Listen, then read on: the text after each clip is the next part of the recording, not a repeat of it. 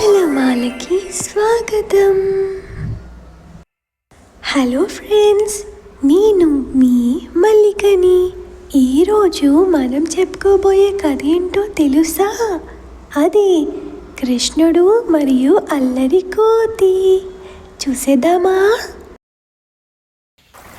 అది బృందావనం అని పచ్చని గ్రామం.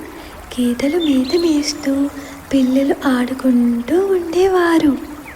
అలానే కృష్ణుడు అతని స్నేహితులు నది పక్కన కూర్చొని రోజు కృష్ణుడు చేసే అల్లరి పనుల గురించి కబుర్లు చెబుతూ నవ్వుకుంటూ ఉన్నారు.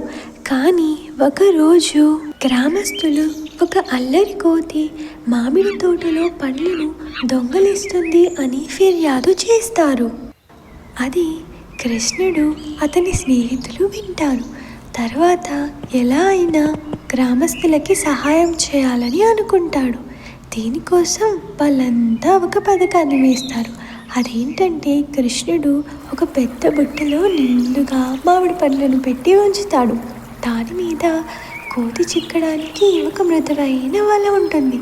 అది గమనించిన కోతి పండ్లను తినటానికి వచ్చి ఆ వలలో చిక్కుకుంటుంది.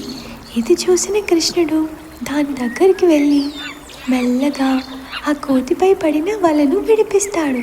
తర్వాత కృష్ణుడు కోతితో ఇలా అంటాడు, మిత్రమా, దొంగతనం చేయడం తప్పు కదూ, ఇంకెప్పుడు ఇలా చేయకు.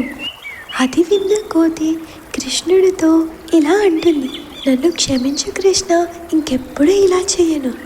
ఆ తర్వాత కోతి కృష్ణుడితో కలిసి ఎంతో ఆనందంగా ఆడుకుంటూ కృష్ణుడు ఇచ్చే పండ్లు తింటూ వాళ్ళతో కలిసే ఉండేది. చూశారు కదా ఫ్రెండ్స్, ఈరోజు మన కథలో నీదేంటంటే మనం ఎప్పుడు ఎవరి దగ్గర దొంగలించకూడదు. అది చాలా పెద్ద తప్పు. కథ నచ్చిందా? మరి మరో కథతో మళ్ళీ కలుస్తాం. Bye bye friends.